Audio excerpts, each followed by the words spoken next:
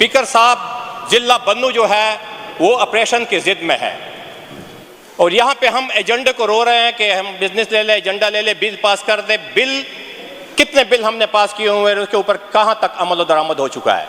अमन व अमान के हवाले से इस हाउस में 2.5 साल से तकरीरें हो रही है, जरगे हो चुके हैं, लेकिन अमन व अमान की ये सूरत हाल है कि पूरे बन्नू शहर की जितनी भी वो वाईफाई है, नेटवर्क है, सब सस्पेंडेड है।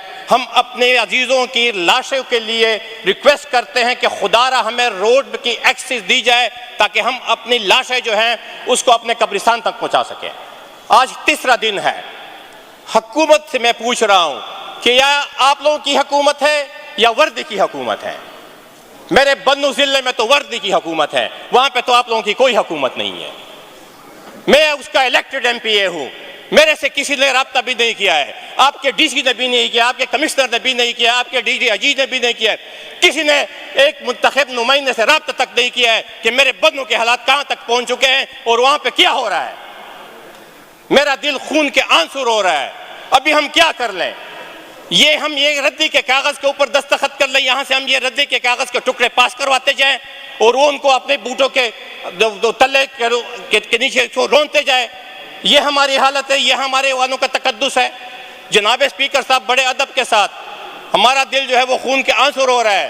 परसों मैंने डीसी साहब को कॉल की है, मैं उसका शुक्रिया अदा करता हूं कि उसने एक बच्ची की लाश के लिए मुझे रास्ता दे दिया।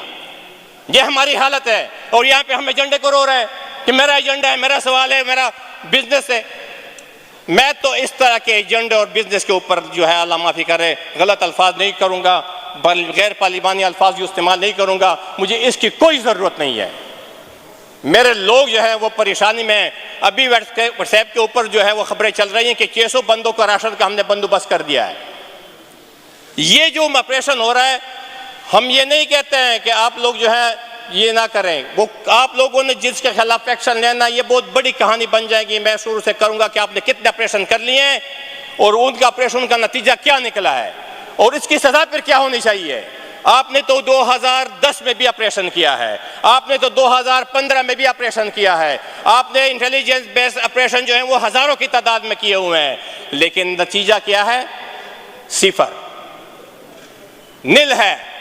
क्योंकि जितने भी दहशतगर्द वाकयात होते हैं वो दिन दहाड़े हो रहे हैं। दिन दहाड़े हमारे जो है हाईवेज बंद होती हैं और हम यहाँ पे ऐवान में बैठे हुए हैं, एजेंडे का रोना रो रहे हैं, या हम यहाँ पे बैठे हुए हैं, हम गुड गवर्नेंस की बात कर रहे हैं। खुदारा अपने सूबे के अवाम के ऊपर रहम कीजिए। मैं हुकूमत के ऐवानों से रिक्वेस्ट करता हूँ, अगर आप लोगों से नहीं संभाला जा सकता, और मैं ये आपको यकीनन कह सकता हूँ आप लोग नहीं संभाल सकते हैं, तो खुदारा फिर इस्तीफे दे दें, ये हमारी जान छोड़ दें। मैं बार बार ये कह रहा हूँ, ये मेरे दिल को ये बातें बुरी लगती हैं, ये नहीं कहनी चाहिए, लेकिन हालात यहाँ तक पहुँच चुके हैं। मैं बार बार ये इनसे मुतालबा कर रहा हूँ, मुझे कोई जवाब तो देना कि आपको पता है कि वहाँ पे क्या हो रहा है। पूरा जिला बन्नू जो है, मेरा लकी जो है, ये जो हमारे जितने भी जनूबी अजला हैं वो दहशतगर्दी के उसमें फंसे हुए हैं और वहाँ पे आप लोग अपनी गवर्नमेंट के रेट बहाल नहीं कर सकते हैं। आपके मुंतखब नुमाइंदों का ये हाल है। आपके जो फार्म, आप लोग कहते हैं 45 नहीं, आपके जो फार्म 47 के जो MP हैं आप लोगों के, वो भी अपने हलकों में नहीं जा सकते हैं। तो अगर वो नहीं जा सकते हैं तो मैं अपने जो है ये अपने सिक्योरिटी इदारों वालों से ये क्वेश्चन करता हूँ कि आप लोगों ने जो तनख्वाहें ले रहे हैं फिर वो गिला भी करते हैं कि मौलाना साहब ने गलत कहा है। मौलाना साहब के लिए हमारी जान भी हाजिर है, वो फिर हमें नाज़ में है। इंशाल्लाह फिर हम दिखा देंगे, हम मैदान में लड़ने वाले हैं, हम ऐवानों वाले नहीं हैं। हम फिर मैदान में आपको दिखा देते हैं कि मौलाना साहब ने कौन सी गलत बात की है। मौलाना साहब ने जो बात की है वो 100 नहीं 1000 मरतबा बेस्ट बात की है और वो करता रहेगा और इंशाल्लाह हम उसकी तायद करेंगे। उसके लिए हम अपने जानों के नजराने पेश करेंगे। लेकिन बात यह है कि हम आपको जो खून पसीने की जो कमाई के जो टैक्सेस हैं उनसे आप लोग जो तनख्वाहें ले रहे हैं उसके बदले में आप हमें अपने अजीज़ों की लाशें दे रहे हैं। हम अपने अजीज़ों की लाशें उठाते फिरते रहे। आप उन तनख्वाहों की मदद में हमारे लिए रोड बंद कर रहे हैं, हमारे घरों के मुहासरे कर रहे हैं। कर देना दहशतगर्दों के मुहासरे ना, आपको पता नहीं है ठिकानों का। आपकी इंटेलिजेंस ऑपरेशन का ये हाल है कि आपको ये भी पता नहीं चलता है कि 2.5 साल में क्या हो रहा है। 2024 में इलेक्शन गुजरा है, मैं अपने इलाके में कैंपेन कर रहा था, अभी मैं सोच भी नहीं सकता हूं वहां जाने के लिए।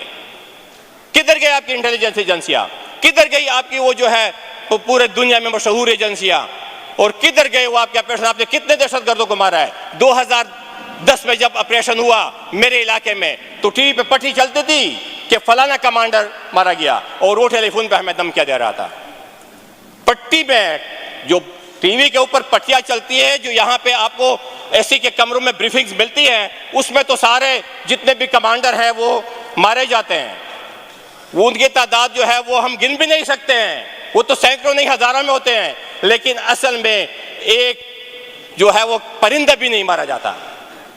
अफसोस तो इस बात का हो रहा है। तो क्यों अपने अवाम को जलील कर रहे हो? अवाम में एतमाद नहीं है, अवाम का आप लोगों से एतमाद उठ चुका है, अवाम की नजर इस ऐवान के ऊपर है।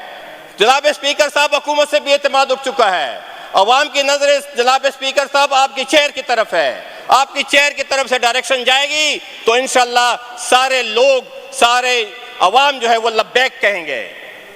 लेकिन ये जो वजारतों की कुर्सियों पर बैठ जाते हैं तो कुछ फिर गैर पार्लिमानी अल्फाज आ जाते हैं तो ये उनके पर काट देते हैं। फिर ये जो है अपने अयाशियों के नशे में होते हैं, उनको पता ही नहीं चलता कि मेरे सूबे में और अवाम के साथ क्या हो रहा है। हम बहुत रो चुके हैं, हम बहुत रो चुके हैं और रोते रहेंगे, लेकिन हमारा मदावा कोई नहीं है। यहाँ पे हमारे आंसू पहुँचने वाला कोई नहीं है। जब हम भी नहीं बोलेंगे, जब हम भी हक की बात नहीं करेंगे, हम यहाँ पे बोल लेते हैं, हमें मैसेजेस मिलते हैं, हमें धमकियाँ मिलती हैं दोनों तरफ से, तो हमारा हाल यही है। लेकिन इंशाअल्लाह ताला हम घबराने वाले नहीं हैं और हम मैदान छोड़ने वाले भी नहीं हैं। होंगे लोग, ये नहीं कहता हूँ, 3 मरतबा सह चुका हूँ, मेरे पास कोई चांस नहीं है। अल्लाह की ज़ात बड़ी है, उसके ऊपर हमारा ईमान है, उसके ऊपर हमारा यकीन है। शुक्र अल्हम्दुलिल्लाह, वो बचाने वाली ज़ात है। और आप लोगों के जो ये मंसूबे हैं ये खाक में मिलेंगे। तो खुदारा जनाब स्पीकर साहब, कहने को बहुत कुछ है, कहने को बहुत कुछ है, लेकिन मैं हुकूमत के ईवानों से ये पूछना चाहता हूँ कि आप लोगों को ये पता है कि बन्नू में क्या हो रहा है? ये मेरे मुंतखब नुमाइंदे ज़ायदुल्लाह बैठा हुआ है, पख्तूनयार बैठा हुआ है, इनसे पूछ ले अगर इनको किसी ने परमिशन ली हुई हो, इनको पता हो, उनको किसी ने बुलाया हो, उनको के साथ किसी ने बातचीत की हो, तो फिर मैं भी मान लेता हूँ, चलो मैं कहूँगा कि मैं अपोजिशन में हूँ, मुझे किसी ने टच भी नहीं किया। यानी हमारी हैसियत क्या रह गई है? जनाब स्पीकर साहब, आप हमारे मुअज़्ज़ज़, हमारे बड़े हैं, हमें आपसे तवक्को है, इनसे कोई तवक्को नहीं है। आप हमारे जो है गम और दर्द का एहसास कीजिए कि हमारी इतनी बेतौकीरी तो ना की जाए ना। अवामों ने हमें वोट दिए हुए हैं और हमसे कोई पूछने वाला नहीं है, हमारे साथ कोई बात करने वाला नहीं है, और वो आ जाते हैं बंदूक के जोर के ऊपर। हम एक तरफ चूड़ी है, दूसरी तरफ जो है ना वो बंदूक है। एक बात करेंगे तो बंदूक रख देते हैं, दूसरा जो है वो कहता है मैं तुझे छुरी से वो करूँगा। तो हमारा हाल तो यही है, हम तो 2 जगहों के फंसे हुए हैं। तो जनाब स्पीकर साहब, मैं आपसे रिक्वेस्ट करता हूँ इस बात का सीरियस नोट लिया जाए, और हम ये ऑपरेशन नहीं मानते हैं, इस तरह के ऑपरेशन नहीं चलेंगे। ऑपरेशन का अपना स्ट्रेटजी होती है कि आप वहाँ पे कार्रवाई में निल, वहाँ पे कुछ होता ही नहीं है, और आप लोगों की जिंदगी जीवन बना देते हैं। इस तरह के ऑपरेशनों से कुछ हासिल नहीं होने वाला है। और ये मैंने पहले भी बात कही थी कि हम ये नहीं कहते हैं आप करें, आपके जिनके साथ मामला थे वो करें, लेकिन आप करते नहीं हैं, आप करते नहीं हैं। आप सिर्फ आवाम को जो है ना वो जलील करते हैं, उनके लिए रोड़े बंद करते हैं और उनके घरों के मुहासरे करते हैं, और उनसे जो है ना अस्तेदार लाइसेंस याफ्ता असला भी लेते हैं और उनको जलील वख्वार करते हैं। खुदारा आवाम की जान छोड़ दे, बाकी करे आप इनके साथ जो भी करना चाहते हैं, क्योंकि वो तो उनका ऊपर इलाका तो आपने छोड़ दिया हुआ है। ऑपरेशन इस तरह होते हैं, यहाँ पे ठिकाने, ये इलाका खुला छोड़ा, यहाँ से वो मार्च होते हैं, वो ऊपर चले जाते हैं। ऑपरेशन किस बात का कर रहे हैं? मेरे घर का ऑपरेशन कर रहे हैं, मेरे आवाम को जलील कर रहे हैं, ये ऑपरेशन है। इस तरह के ऑपरेशन को हम मानते हैं, ना उसकी हिमायत करते हैं। और इस तरह के ऑपरेशन की अगर हुकूमत ने भी हिमायत की है, क्योंकि फेडरल एपेक्स कमेटी में फैसला होता है। एपेक्स कमेटी की बुनियाद क्या है? कुछ भी नहीं है। हमारी प्रोविंशियल एपेक्स कमेटी की क्या बुनियाद है? कोई भी नहीं है। मुझे तो कोई नोटिफिकेशन बता दे कि ये आईन पाकिस्तान के तहत ये फेडरल ये एपेक्स कमेटियाँ बनी है।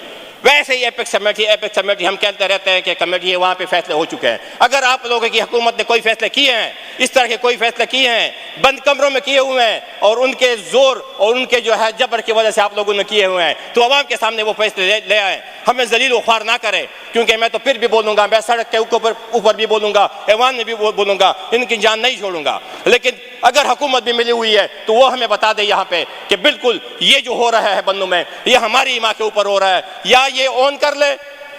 अगर ये ऑन कर ले फिर मैं मानता, अगर ये ऑन नहीं कर सकते फिर तो इस्तीफा दे दे, क्योंकि ये एक जगह पे नहीं, पूरे सूबे में ये हालात हो रहे हैं। Thank you very much speaker साहब, बड़े अदब के साथ मैं सिर्फ आपकी तवज्जो चाह रहा हूँ। Thank you very much.